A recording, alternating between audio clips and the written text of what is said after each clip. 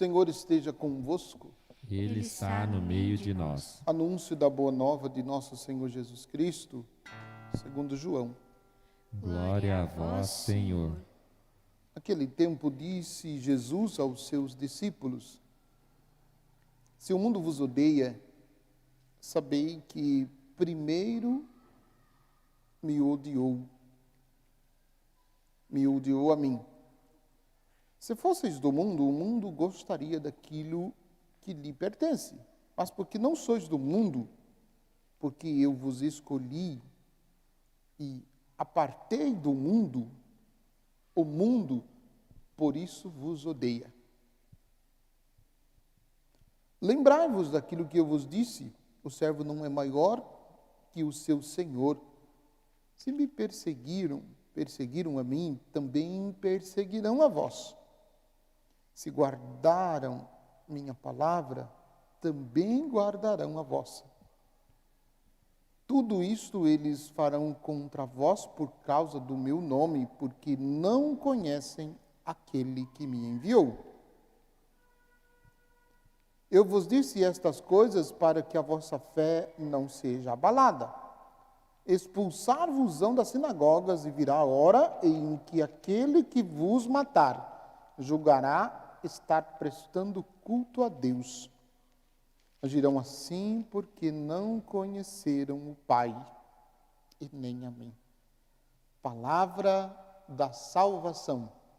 Glória a vós, Senhor. Que as palavras do Santo Evangelho perdoem os nossos pecados. E assim seja.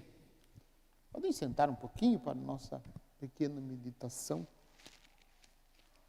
Fazer umas considerações sobre essa liturgia da palavra. Leitura que nós ouvimos, leitura apropriada para a festa dos mártires, que nós estamos celebrando. Por isso talvez seja um pouquinho diferente da liturgia do dia, que você está acostumado aí a rezar todos os dias. Paulo nos chama a atenção para uma realidade desafiadora. Logo nos primeiros versículos da carta aos Filipenses, no capítulo 2, versículo 12, ele diz assim: meus queridos, meus queridos de Paulo, eu falo que tem uma ironia cortante. Dá até medo quando Paulo chama os membros da comunidade de meus queridos. Meus queridos, como sempre fostes obedientes, não só na minha presença, mas ainda, e mais ainda, agora em minha ausência, trabalhai para a vossa salvação com temor e tremor. A palavra que é desafiadora é obediência. Muito mais do que a palavra. A realidade, né? Obediência é sempre muito exigente. Porque não se trata primeiro de obediência tão somente a pessoas, é também obediência a pessoas, mas a pessoas que se tornaram servas de Deus, mas obediência em primeiríssimo lugar a Deus. E isso é desafiador, porque nós inventamos um monte de desculpas, não para desobedecer, não. A gente inventa um monte de desculpa para a gente não obedecer do jeito que tem que ser obedecido. A nossa obediência é uma obediência disfarçada. Como a gente é brasileiro, a gente quer dar um jeitinho, a gente quer ajeitar as coisas e fazer com que as coisas nos favoreçam para que a gente obedeça. E é um desafio porque Paulo está nos chamando a obedecer a Deus. E obedecer também àqueles que Deus confiou, aqueles que Deus deu autoridade sobre nós. Então, obedecer é um gesto de amor, é um gesto de gratidão, e é um gesto de comprometimento. A gente obedece quando nós estamos verdadeiramente comprometidos. A gente obedece se no coração nós temos gratidão. A gente obedece se no coração a gente ama. Se não existem essas três realidades no coração, a gente dá desculpas. A gente acha difícil obedecer.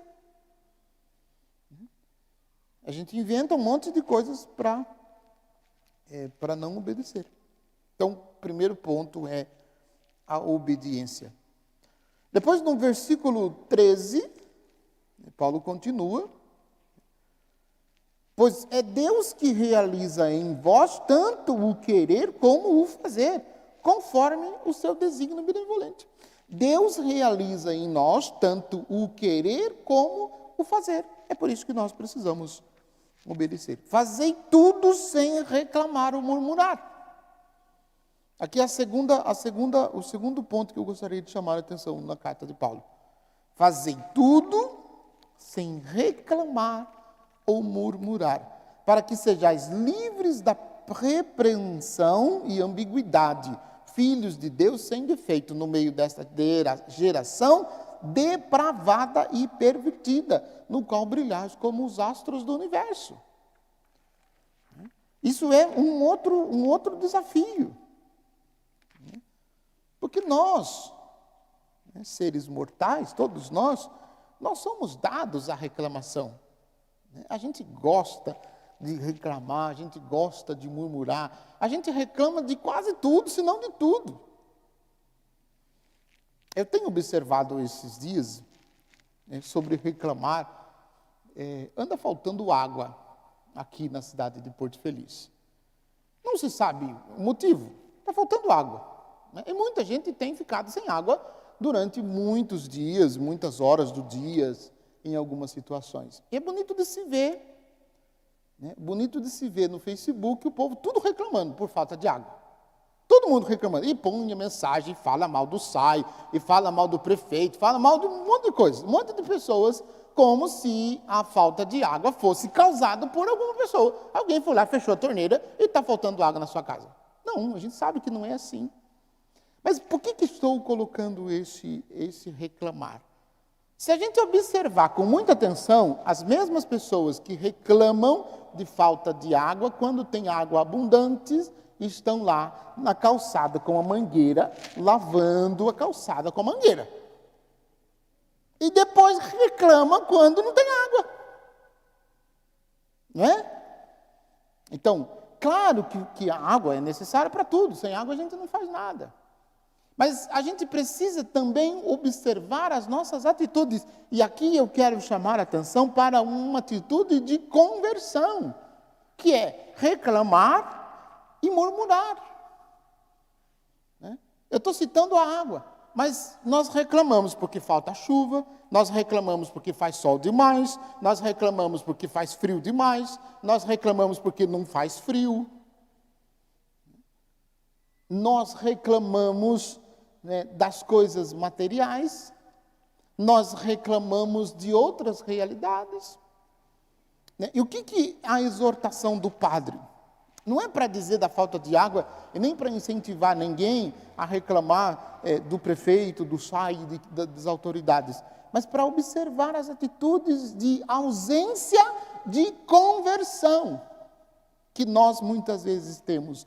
E porque temos ausência de conversão, a gente se dá o direito de viver reclamando e murmurando de tudo.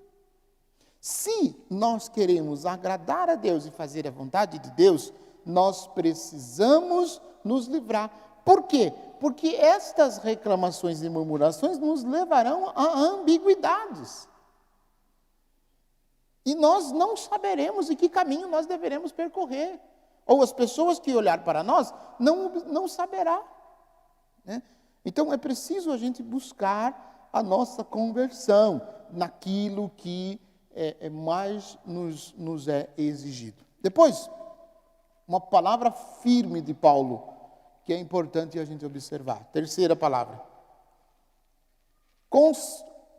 Conservai com firmeza a palavra da vida. Assim, no dia de Cristo, terei glória de não ter corrido em vão e nem trabalhado inutilmente. E ainda que eu seja oferecido em libação, no sacrifício que é sagrado, o serviço da vossa fé, fico feliz, alegro-me com todos vós. Vós também alegrai-vos pelo mesmo motivo e congratulai-vos comigo. A palavra é firmeza. Firmeza. E é impressionante porque nós observamos hoje, eu dizia da murmuração, da reclamação, mas nós estamos vivendo hoje uma geração de cristãos molengas. Sim, uma geração de cristãos molengas. Cristão que se deixa se abater e se vencer por qualquer dificuldade. E ainda mais, que se dão o direito de, porque são cristãos, não sofrerem nenhum tipo de dificuldades. Mas se nós seguimos Jesus Cristo, as dificuldades, elas serão inevitáveis.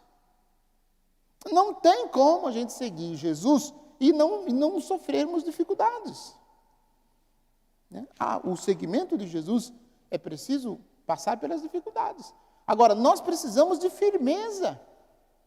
Firmeza na fé em Jesus Cristo. A gente é firme em outras realidades. A gente é firme em outras circunstâncias. Mas na fé, a gente vive a nossa fé de forma muito molenga.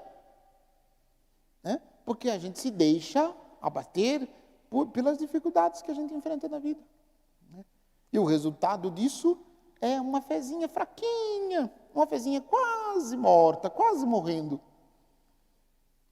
Por quê? Porque a gente busca coisas fáceis. A gente busca coisas fáceis. E aí eu faço uma ponte. O que disse Jesus no Evangelho? Se o mundo vos odeia, sabei que primeiro me odiou a mim. Não é possível a gente seguir Jesus e ser amado pelo mundo. Se nós seguimos Jesus, nós somos naturalmente odiados pelo mundo. Quem quer seguir Jesus e ser amado pelo mundo, sinto muito. Não vai dar conta, não vai dar conta. Porque o mundo vai por um caminho diferente. O mundo não nos ama. O mundo não nos quer. O mundo não nos quer bem. E se nós queremos ser amados pelo mundo, infelizmente, eu tenho que dizer, nós seremos odiados. Odiados por Deus. E aí que vai doer. Aí que vai sofrer. Que vai ficar para longe, para sempre, longe de Deus para sempre. Então, é preciso a gente caminhar no caminho contrário. Porque se o mundo odiou a Jesus, também vai nos odiar. Mas porque não sois do mundo, porque eu vos escolhi e apartei do mundo, o mundo por isso vos odeia. Porque nós não somos do mundo. Por isso que o mundo nos odeia. Nós não somos do mundo, nós somos de Deus. E se você quiser ser amado pelo mundo, você será odiado por Deus. Na última hora você não vai estar na presença de Deus. Então, se quiser viver segundo os princípios do mundo, fica livre, fica à vontade. Mas não vai ser amigo, ou não vai ser considerado, não vai estar próximo de Deus. Então o mundo nos odeia, porque nós não somos do mundo. Nós não somos do mundo. Nós estamos aqui de passagem. A qualquer hora Deus nos chama. E naquela hora derradeira, nós precisamos estar com o nosso coração unido ao coração de Jesus. Lembrai-vos daquilo que eu vos disse, o servo não é maior do que o seu senhor. Se perseguiram a mim, também perseguirão a vós. Se guardaram a minha palavra, também guardarão a vossa. O servo não é maior do que o seu senhor. E nós nos colocamos diante de Jesus com uma postura de servo, para servi-lo e torná-lo conhecido e amado. E dar por ele, se for preciso, a nossa vida. Derramando o nosso sangue, como fizeram os mártires que hoje nós estamos celebrando. São Roque Gonzales, Santo Afonso Rodrigues e São João del Castilho. Padres que foram martirizados por causa da fé em Jesus Cristo. E eu digo e repito, esses dias eu disse numa homilia, será que hoje nós somos perseguidos porque cremos em Jesus Cristo? É certo que ainda não somos perseguidos porque cremos em Jesus Cristo, porque a gente vive uma fé tão tranquila, né? A gente é tão molenga na nossa fé, que se a gente for perseguido por causa da fé em Jesus, muitos de nós deixaremos de ser cristãos. Se formos perseguidos, serão muito poucos aqueles que, ao ser perseguidos, permanecerão firmes até o fim. Não é? E aí, o texto que nós ouvimos do Evangelho nos desafia a descobrir verdadeiramente se nós somos ou não somos discípulos de Jesus. Se nós somos discípulos do mundo ou se nós somos discípulos de Jesus. O Evangelho nos ajuda a entender isso. Depois, o capítulo 16, no versículo 1, nós estamos no capítulo 15. Aí tem 3 versículos no capítulo 16. Eu vos disse essas coisas para que a vossa fé não seja abalada. Expulsar-vos-ão das sinagogas, e virá a hora em que aquele que vos matar julgará estar prestando culto a Deus. Agirão assim porque não conheceram o Pai e nem conheceram a mim. E nós que conhecemos Jesus, fazemos o que com isso? O que nós faremos agora, depois disso? Né? E eu tenho que dizer, dá seus pulos, se vira. Você não é quadrado. Se vira. É discípulo de Jesus, não é? Então, você sabe o que você tem que fazer para viver como cristãos. Para viver como discípulo de Jesus. E é isso que nós precisamos fazer no mundo. Viver como discípulos de Jesus. Se não for assim, a nossa vida como cristão, né, não está servindo para nada. Não está servindo para nada, se nós não vivermos assim, desse jeito. Então, busquemos com fidelidade seguir os passos de Jesus, com alegria, com perseverança, né? Não tenhamos medo de segui-lo e testemunhar a sua presença com alegria, com esperança, com firmeza, com coragem, seguindo de verdade os passos de Jesus. Louvado seja nosso Senhor.